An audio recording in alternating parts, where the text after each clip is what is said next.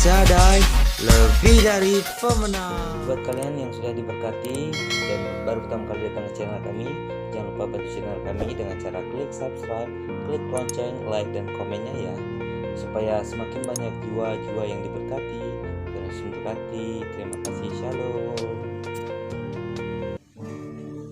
Shalom saudaraku yang dikasih Tuhan, kita kembali bertemu di channel El Shaddai Immanuel Ministry. Kita akan mendengarkan firman Tuhan yang pastinya sangat memberkati kita semua dengan tema arti kehidupan.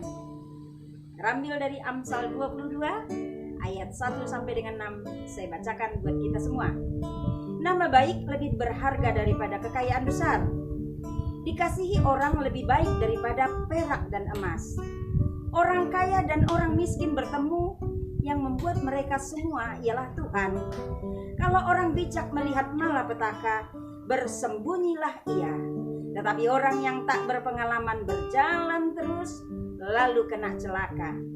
Ganjaran kerendahan hati dan takut akan Tuhan adalah kekayaan, kehormatan, dan kehidupan. Duri dan perangkap ada di jalan orang yang serong hatinya. Siapa ingin memelihara diri, menjauhi orang itu. Didiklah orang muda menurut jalan yang patut baginya, maka pada masa tuanya pun ia tidak akan menyimpang daripada jalan itu. Amin. Arti kehidupan adalah, saudaraku yang dikasih Tuhan, menghargai waktu yang Tuhan berikan. Hidup ini adalah kesempatan. Hidup ini untuk melayani Tuhan. Jangan sia-siakan waktu yang Tuhan beri. Hidup ini harus jadi berkat. Katakan, oh Tuhan, pakailah hidupku selagi aku masih kuat. Bila saatnya nanti ku tak berdaya lagi, hidup ini sudah jadi berkat. Oh Tuhan, pakailah hidupku selagi aku masih muda.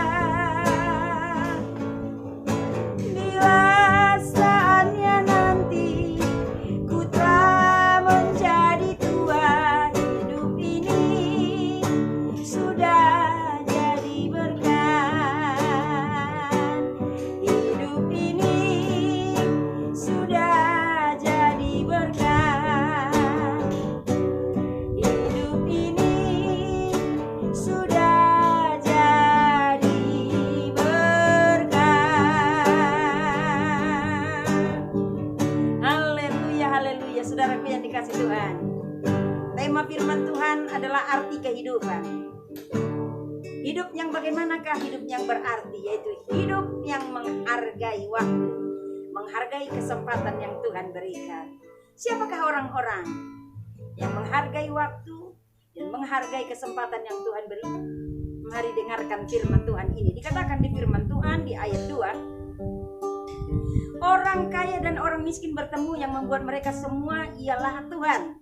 Jadi di mata Tuhan, mau miskin kaya itu tidak ada bedanya. Tetapi yang membedakannya adalah ayat 3. Kalau orang bijak melihat malapetaka, bersembunyilah ia. Tetapi orang yang tak berpengalaman berjalan terus, lalu kena celaka. Saudaraku yang dikasih Tuhan, orang-orang yang mengerti arti kehidupan adalah orang-orang yang benar-benar, orang yang dididik oleh Tuhan, karena memberikan dirinya dididik oleh Tuhan. Dan Tuhan didik lewat kebenaran firman Tuhan yang didengar setiap hari, dan juga dididik oleh Tuhan melalui wakilnya Tuhan, yaitu orang tua kita, mendidik kita sehingga terciptalah kita menjadi orang yang bijaksana. Orang bijaksana dikatakan di firman Tuhan ini, jika melihat malapetaka dia bersembunyi, sehingga dia selamat karena dia mengerti arti dari kehidupan, bagaimana hidup ini berharganya. Hanya orang bijak yang mengerti. Tapi orang yang tidak berpengalaman, orang bodoh, orang bebal, tidak mengerti arti kehidupan. Sekalipun dia melihat ada celaka, dia menyongsong celaka itu, sehingga apa yang terjadi, saudaraku yang dikasih Tuhan, dia kena celaka. Dan terkadang juga tanpa dia sadari, karena kurangnya dia berhikmat, karena kebodohan dan kebebalannya, dia tidak tahu kalau mungkin perkataan orang tujuannya untuk mencelakakan dia. Tapi dia dengan sikapnya yang tidak berpengalaman, dia percaya apapun yang dikatakan oleh orang lain. Bahkan terkadang ada di kalangan umat Tuhan, ketika mendengar pengajaran-pengajaran yang kelihatannya rohani, langsung percaya mengikuti ajaran itu. Sehingga apa yang terjadi, saudaraku yang dikasih Tuhan, masuk menjadi golongan orang yang tersesat. Tetapi orang bijaksana, dia menguji segala sesuatu. Dia cari tahu dengan Tuhan, Tuhan benarkah ini ajaran dari Tuhan atau tidak, sehingga dia tidak tersesat, sehingga dia tidak celaka, dia tidak binasa. Jadi saudaraku yang dikasih Tuhan, biarlah hidupmu adalah orang yang terdidik, yang sudah biasa dididik oleh Tuhan.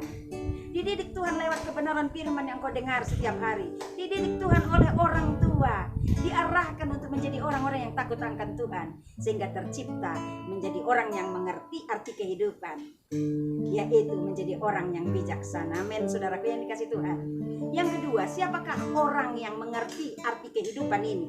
Yaitu orang-orang yang dikatakan ayat 4, ganjaran kerendahan hati dan takut akan Tuhan adalah kekayaan, kehormatan, dan kehidupan. Jadi orang yang mengerti arti kehidupan adalah orang yang rendah hati. Karena orang yang rendah hati sudah dipastikan dia adalah seorang yang takut akan Tuhan. Saudaraku yang dikasih Tuhan, jangan sampai salah diartikan. Rendah hati beda dengan rendah diri. Karena kalau rendah diri itu menghasilkan sikap minder, sikap tidak percaya diri. Tapi kalau rendah hati adalah orang yang tunduk di kaki Tuhan dan mengatakan kepada Tuhan bahwa dia tidak ada apa-apanya tanpa Tuhan. Dan dalam kehidupan sehari-hari selalu menunjukkan sikap yang mengasihi orang lain dengan tidak menyombongkan diri, karena dia adalah orang yang rendah hati. Jadi saudaraku yang dikasih Tuhan, orang-orang yang rendah hati selalu memberikan pengutamaan kepada Tuhan, selalu memprioritaskan Tuhan, karena dia tahu tanpa Tuhan dia tidak bisa apa-apa.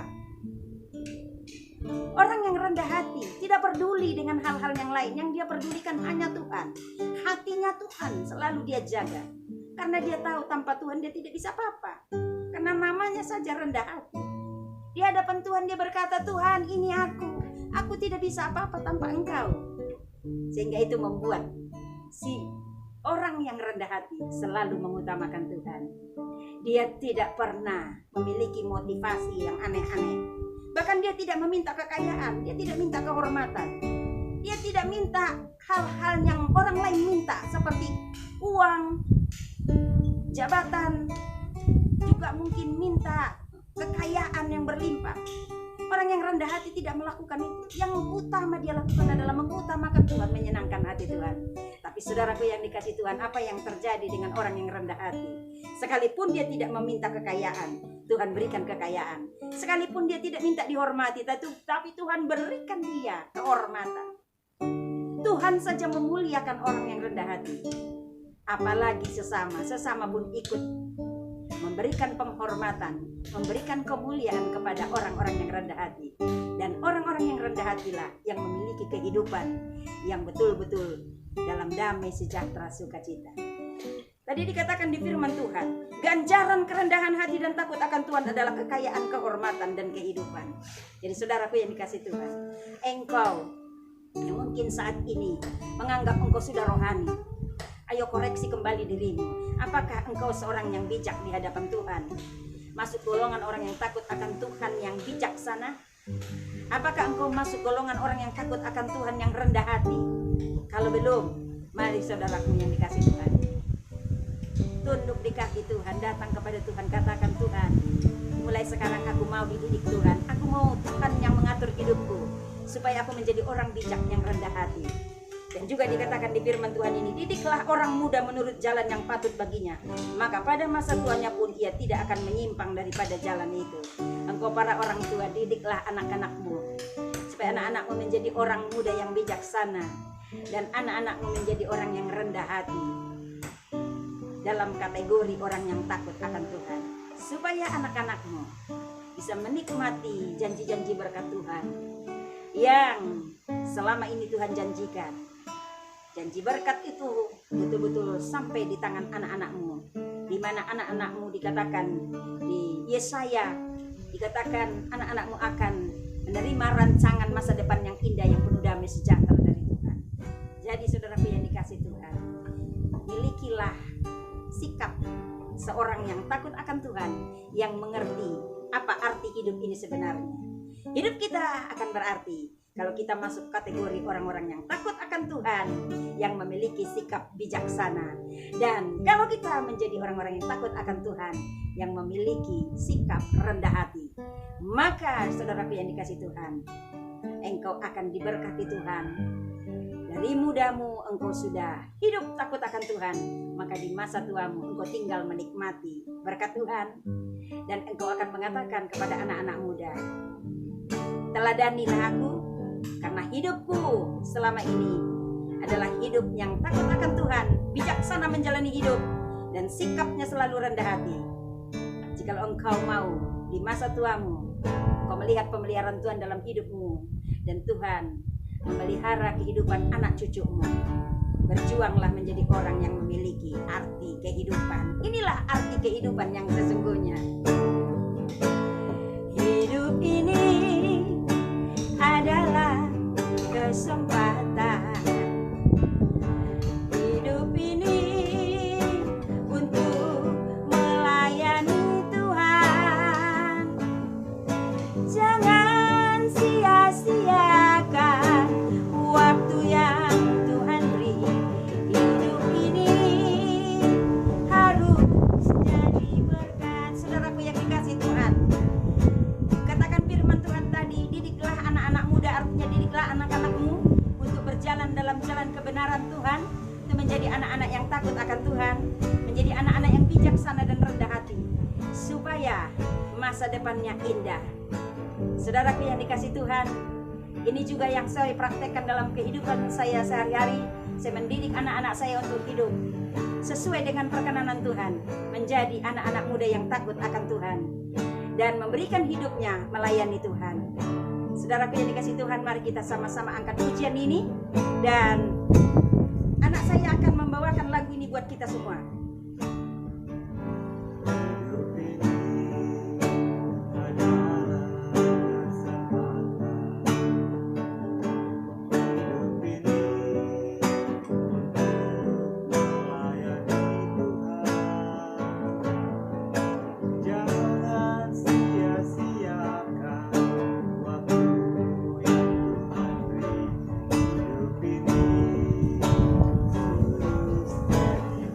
Sama-sama kita katakan, Tuhan, pakailah hidupku selagi aku masih muda, aku masih muda. Bila saatnya nanti ku tak berdaya lagi, hidup ini sudah jadi berkat. Katakan lagi, oh Tuhan, pakailah hidupku selagi aku masih muda. Bila saatnya nanti ku telah menjadi tua, hidup ini sudah jadi berkat. Hidup ini sudah jadi berkat. Hidup ini sudah jadi berkat.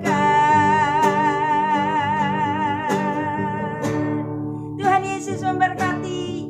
Layanilah Tuhan selagi masih ada kesempatan. Shalom.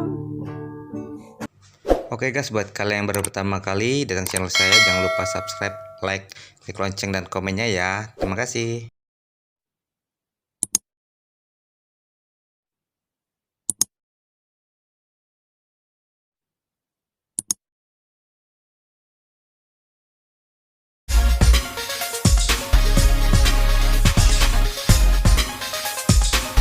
El Shaddai lebih dari pemenang.